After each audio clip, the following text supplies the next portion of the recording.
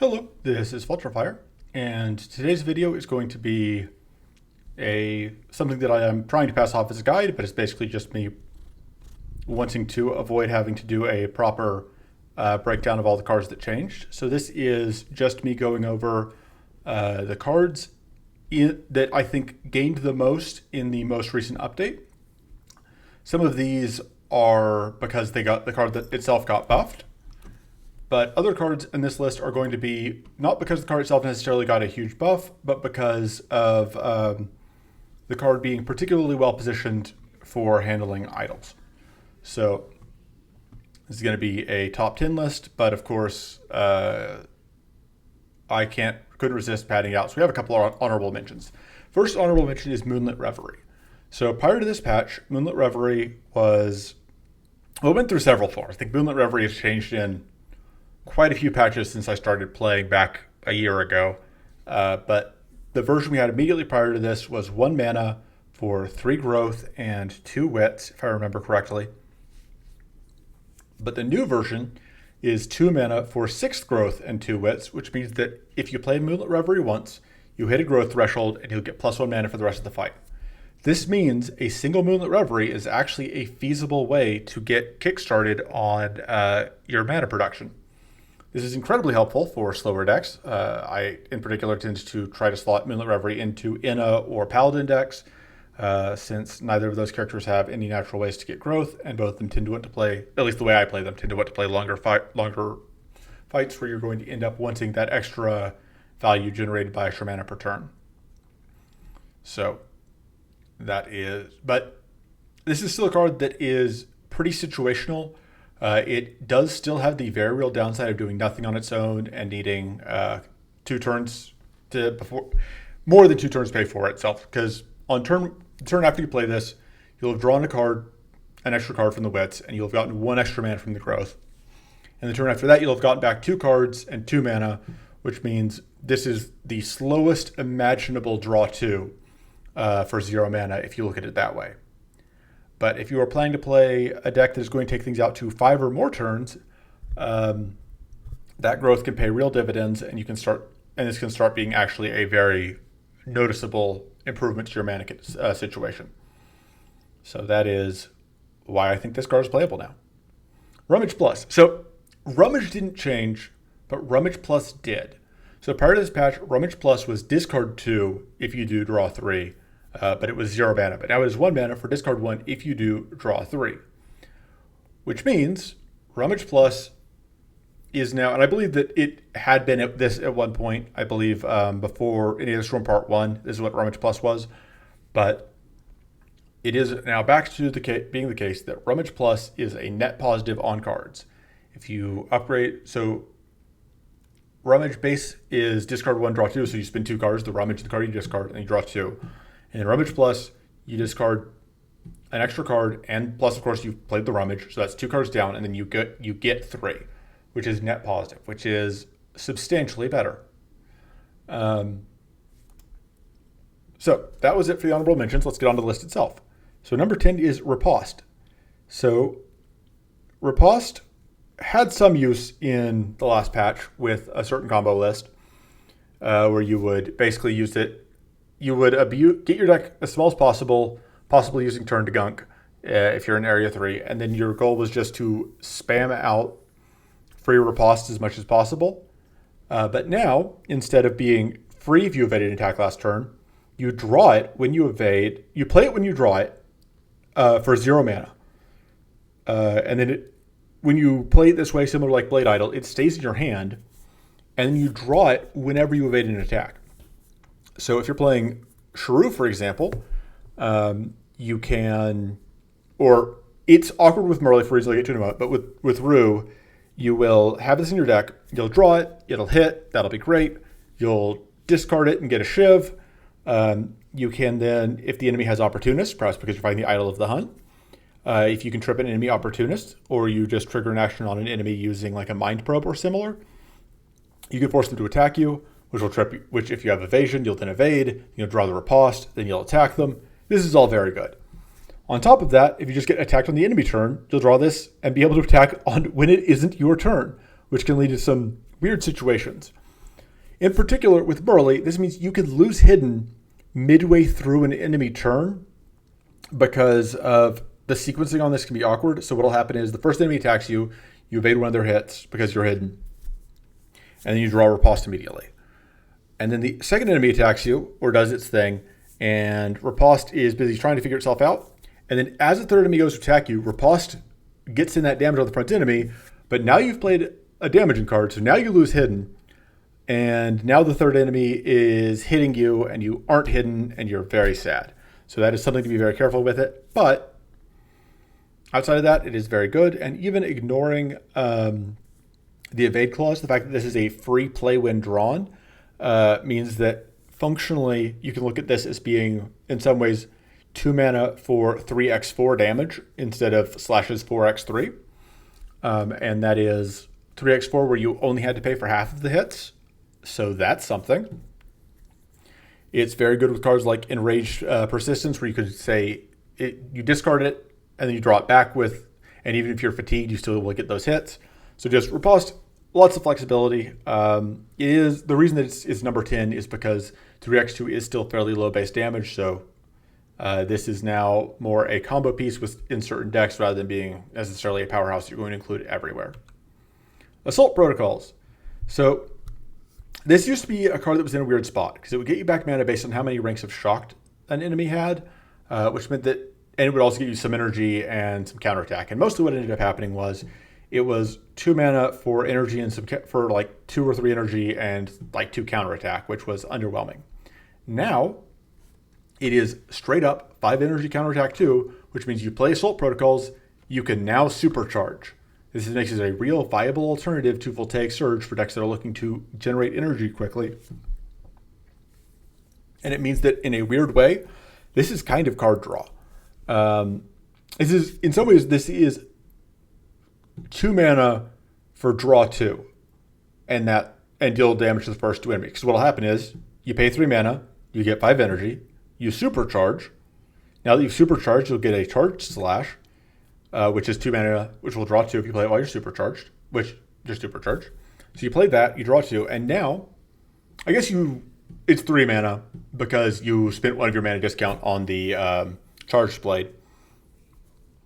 But so after you have played the Charged Blade, you have to play 2 more cards. They'll have a mana discount of 1, which is why I'm saying this is less than the full cost, because even though you have to pay 2 for the Charged Blade and 3 for the Assault Protocols, the Supercharge gives you a mana discount. So in that sense, you get 3 mana discount for playing it. Like I said, 2 after you count the Charged Blade. The upgrade here is relatively weak, but the base card here is now quite a bit stronger, and I like it a lot. Channeled Blast. So Channeled Blast mostly didn't change, except it picked up the keyword retained, which means you now get to hold this between turns. So instead of this being a card that was awkward, because it would basically be spinning draws every turn that you drew it, and then you just needed to not play it, so you are spending a card draw every time you draw it, and then it is taking up space in your hand, and you can't afford to play it, so it's not doing anything besides wasting a draw every turn you draw it until you actually play it. Now, you draw it once, probably near the beginning of the fight, and you just hold it until it's enough. And if it's a bad turn, and the other great thing is, you're fighting Idol of the Hunt. Idol of the Hunt does, everyone gets evasion for this turn. You're like, okay, I can sit on Channel Blast this turn. I can just wait. If you're not fighting Idol of the Hunt, you're just fighting something else that has, it has evasion, it has plated, it has tough. You can wait that out. And this makes it very good as a way for defensive decks to, it now does the thing that it was always supposed to do, which is that you hold it until you need it, and then you play it to obliterate your problem. And it does scale up relatively quickly.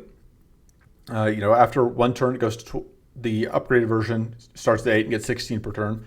So on turn 2, it'll be 24 damage, which, is about where it would kind of want to be to begin with.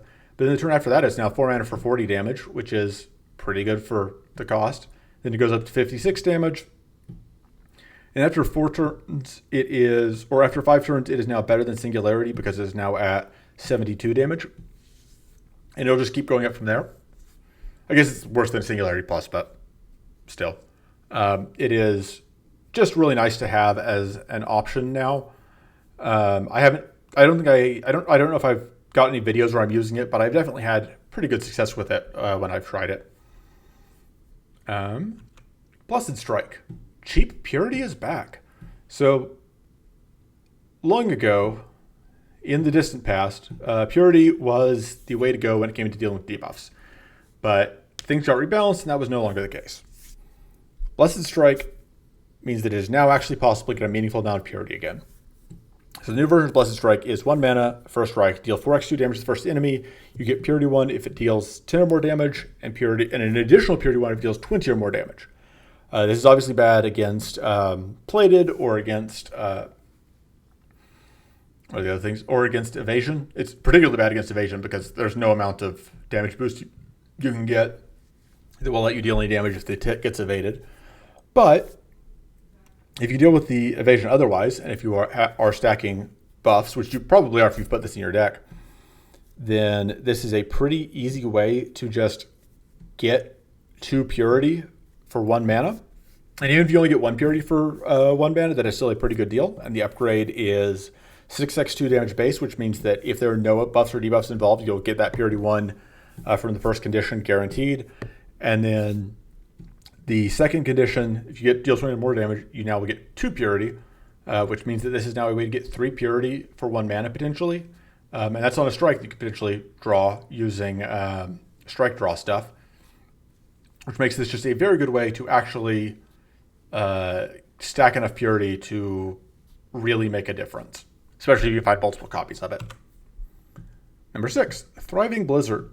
So Thriving Blizzard is a card that was my design, and it was kind of in a weird spot previously. So Thriving Blizzard is whenever you play another non-mana card with this in hand, apply 1 fixed frost to everyone and increase this value by 1.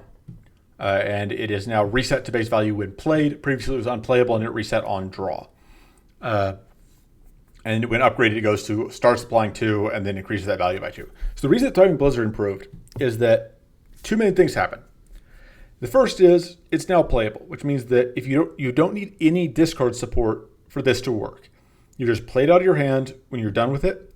And also that means that because it's reset when played, if you don't play it, if you just let yourself into turn while frozen, or you play it while frozen because of the change, which I'll get to in a moment, you can theoretically draw this on future turns and start with it applying 10 or more frost, especially if you've got Thriving Blizzard Plus, which means that this can be just a frost applying machine.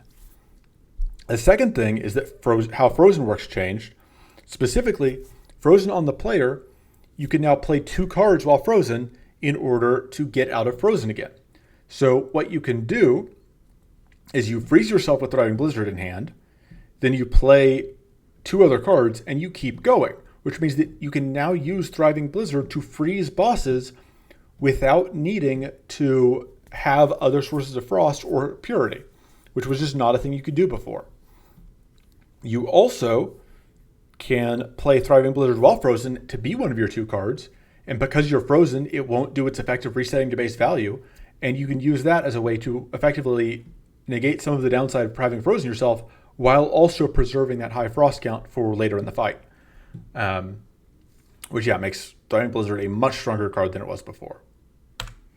Number 5, Mystic Renewal. So Mystic Renewal is now 4 mana, discard your hand, lose all mana, gain Frenzy 1. Prior to this patch, Mystic Renewal was similar, except it transformed back and forth from a second form, which I don't remember the name of, but it would transform to that form, then you would draw it again, and you have to play it again in order to transform back into Mystic Renewal, which meant that there was a much longer lag time on when you could get Frenzy, which made it a lot harder to chain. Now that it is only the one form, especially if you keep your deck small, you can theoretically pick up an extra Frenzy turn very regularly. Often, even if you're not doing much fatigue, so you can avoid that downside of getting into Frenzy, you can theoretically play this every 2 or 3 of your normal turns and just and this is a very low price to pay for a bunch of extra turns. Because if you look at it this way, assuming that you're using most of your mana every turn, which a lot of decks are, you are functionally spending 2 or 4 mana. You play this as your last card for the turn because there's no reason to play it sooner. And then for the cost of 2 mana when upgraded, you get your mana per turn, plus you draw 5 cards per turn, plus you lose a fatigue.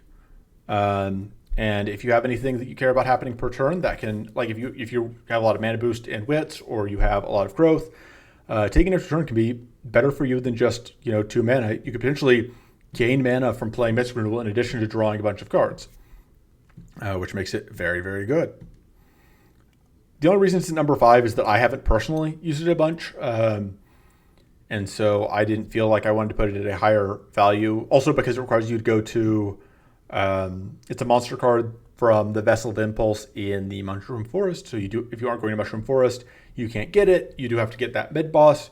And there are a lot of sacrifices involved in that. In particular, like discarding your hand is something that Rue would want to do, potentially for value. But Rue really, really wants to go to the Battered Ramparts. And so that hurts.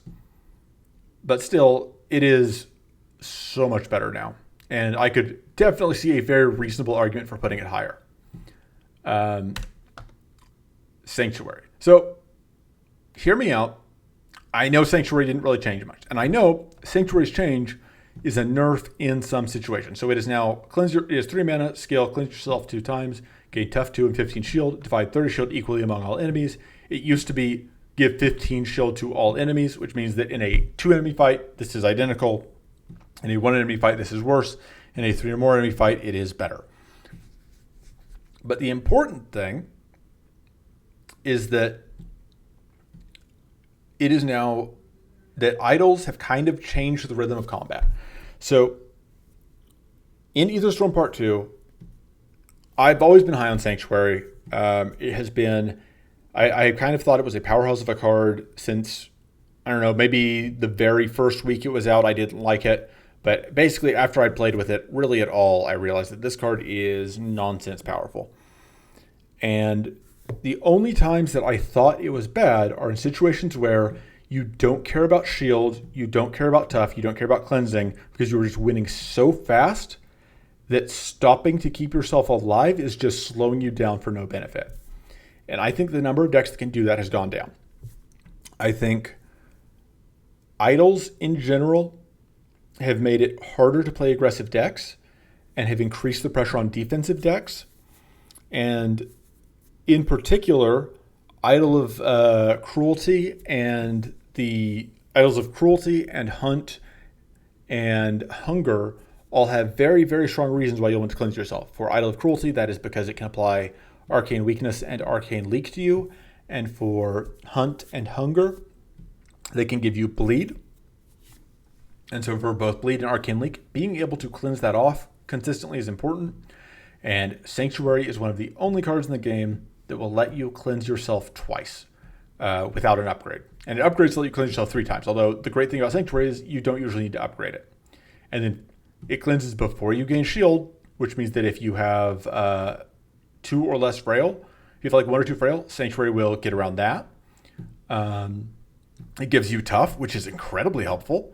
30 shield is basically nothing to the enemies. Like if you're fighting 3 or more idols, you just like you have to get through so much health on all the enemies. Like 30 shield is just nothing. It's just not going to move the needle on whether you were either already winning this fight, or sorry, you were already going to lose this fight regardless of whether or not you give the enemies 30 shield, or that 30 shield you're going to be able to get through it and you're winning, and that 30 shield didn't make a difference. Is the point.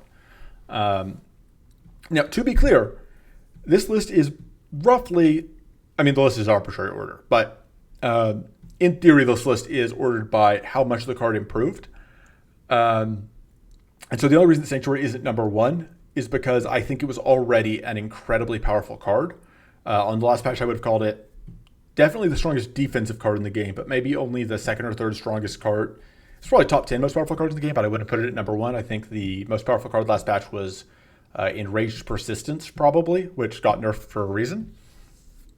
But this was definitely up there, and I think this patch, Sanctuary, is indisputably the number 1 strongest card in the game. It is by far the card that I think is, if you aren't playing an all-in aggressive deck, this is the card that is the single biggest predictor of whether or not you are going to be able to win a 3-idol run.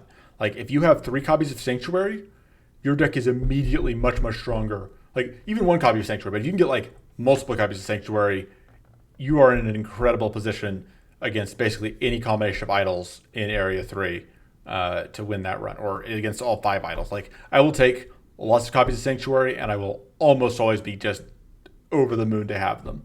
This card is incredibly powerful. Like I said, I think it's the strongest card in the game.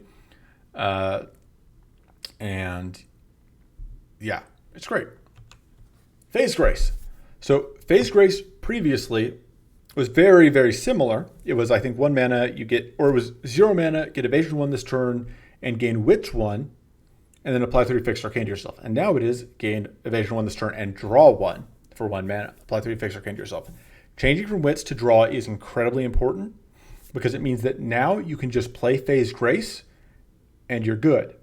And also, the other part of this change is that now the upgrade, instead of being evasion 2, wits 2, apply 6 arcane to yourself, which meant that sometimes the upgrade would mean that you're applying more arcane to yourself, which could be a downside. Now it is evasion 2 this turn and draw 1, and you still only 3 fix arcane to yourself, and you get a -1 cost instead because there's not you don't have the wits portion of it. This is very good. Phase Grace having this ability. So the fact that it draws means like it is a very low cost to include, especially because with idols there is now the possibility of rolling the buff where you lose 2 more status every turn, which means that this is pretty close to free. You play it, you get 3 arcane, you end your turn, you lose 3 arcane, perfectly cancels out. And the fact that it draws 1 means that even if you play it and you didn't need the evasion, it's only cost you the 1 mana. It didn't cost you a card draw. And that is very, very important. And also, Baelator with idols is nasty, and having this way to get evasion this turn, very, very good. I just got done with a 5 idol run with Salon. I didn't record it, but anyway. 5 idol run with Salon where I upgraded Phase Grace, and it just helped me so much in the Baelator fight because it, every time I played it, it was worth, at least early in the fight. Later on, I had stacked played and whatever, but early on in the fight, like playing Phase Grace Plus saves me 30 plus damage for 0 mana and drawing a card.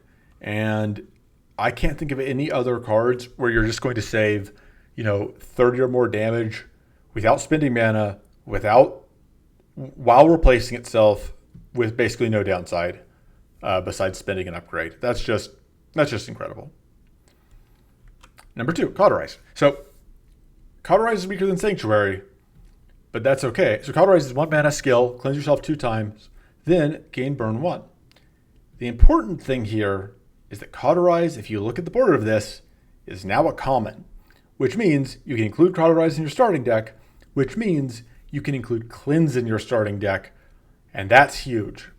When we were beta testing idols, one of the things that we found was that, and especially with idols became a little, non-cruelty idols became a little less debuff heavy as we went through, but especially early on, it often would be the case that your 3 idol run, how well it went would depend a lot on whether or not you could find Cleanse early. And so one day bumped Cauterize down to being common, and now it is actually possible to get that Cleanse consistently. And that just is incredibly helpful. Now, I wouldn't take Cauterize into non-idol fights. This is absolutely a card that I'm only bringing with me against idols, and I'm specifically bringing it with me into Cruelty, although other idols I'll still take it. But like against Cruelty especially, having that ability to cleanse off stuff is just so valuable. Just knowing that you have that in your back pocket to deal with Curse, to deal with Arcane Link, to deal with Arcane Weakness, to deal with Bleed from Hunger or Hunt, to deal with the vulnerable and the weak and the crystallize, all of that stuff. Just so nice. You just don't have to worry that you're not going to find a Sanctuary in Area 1. You don't have to worry about needing to spend your epic slots on definitely picking up an Arcane Silence or a Sanctity. You can have this Cauterize, and that'll provide you with enough Cleanse that you're no longer desperate to take the first Cleanse card that you're offered. And that is a lot of freedom, and it's really nice to have. Number 1, Reforge. So this one is likely a surprise if you're kind of familiar with the game, but you haven't been playing in a while. And not at all a surprise if you've watched any of my videos I've done of idle runs so far. So Reforge is 3 mana, gain 8 shield, create an exhaustion, and then transform one card into accrued plating. That card retains its removed or temporary property. And accrued plating is a 1 mana skill, gain 4 shield and sturdy 4, draw 1. So, some things that changed this patch. First of all, I believe accrued plating didn't give sturdy until this patch. It was just 8 shield. Second of all, Reforged didn't create an exhaustion. And that creating an exhaustion is really important because it means Reforged is never dead. You don't have to worry that you're going to draw Reforged and then cards that you don't want to get rid of because you play Reforged. It gives you the exhaustion. You transform the exhaustion it creates, and you play that, and you spent 4 mana to get 2 shield in 2 separate instances, which is relevant because you have any shield gain bonuses that'll apply to both. It'll also get rid of 2 frail, and you've drawn a card. And if you don't have the mana for the accrued plating, you can just play the Reforged and save the accrued plating for later. And it's a way to get rid of idle stones. Reforge gives you a way in your starting deck to get rid of Sinister Void. I think it's Sinister Voidstone. No, Sinister Power. Yeah, whatever. Eroded Voidstone, Sinister. Whatever the name of the arcane, the Isle of Cruelty Stone is, or the Insidious Power Stone. And being able to get rid of idle stones is so useful, especially if you're a slower deck. You just do not want to keep drawing into those Insidious Power Stones and keep stacking powerful enemies, or keep drawing into the Insidious whatever stones and keep getting fatigued. You want to be able to get rid of them, and Reforged does that while also being a source of sturdy, and sturdy is just super useful, especially in longer fights. And then those crude platings, like if you transform an idle stone, now you have a card that's just like 1 mana, gain shield and sturdy and draw 1, which is just a pretty solid seal to have in your draw pile for the rest of the fight. And because the exhaustions it creates are, if you transform those exhaustions, they're still removed. So you're not going to have to worry about like later in the fight having a deck of nothing but crude platings unless you're transforming a bunch of other cards. It's just really handy. It's just super versatile. The upgrade's great because it creates these stronger crude platings, which means that you just get more sturdy. You get more shield. The fact that the sturdy will scale up how much shield the Reforged and crude plating generates on subsequent draw-throughs is great. So like once you've got your sturdy up, Reforged Plus is worth a total of 15 plus 9 is 24 shield, with an extra 4 shield for every time you get shield gain plus 2 from idols or from items. So it's just really solid. It is a card that went from being kind of a meme tier card that I think I don't know if I ever ran outside of like a random, one of my random deck runs, to being a card that I just slam in every deck because it's just so good against idols. I've put it in decks where it probably doesn't need to be, like decks that are actually aggressive enough to not need it. But if you aren't all in on aggression, if you are playing to let the idols take turns, having this option for just making idle cards go away is so convenient. It's obviously more important into the idols that generate the most obnoxious stones. So I would say Hunger is the most important, followed by Cruelty and then White Flame as being the 3 where you care the most. Hunt doesn't have an idle stone at all. It has the Voidstalker instead, and you cannot reforge a Voidstalker no matter how hard you try. And then the Endurance stones are discard 2, draw 2, which is honestly not bad. That's still card draw technically. So reforging those is very much not a priority, but you can do it. And so that's worth knowing. It's a thing that's worth considering.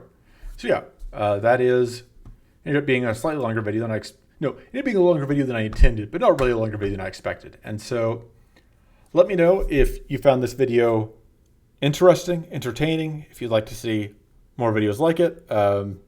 My favorite part of this video is that unlike, so a lot of my guide videos end up taking me, way longer than you would expect to just pull together these slideshows. And this one, it was obviously very, very easy because I just had to get the card images, paste them in, and blather on for half an hour. So I can make videos like this that are like top 10 lists pretty easily if that is a thing that people find value in. If you have a suggestion for something you'd like to hear me blather on about, let me know. If you want to see me never do this again, I guess leave a comment. But I'm just kind of doing whatever here. So, it's whatever. But anyway, I will see you next time. Toodles.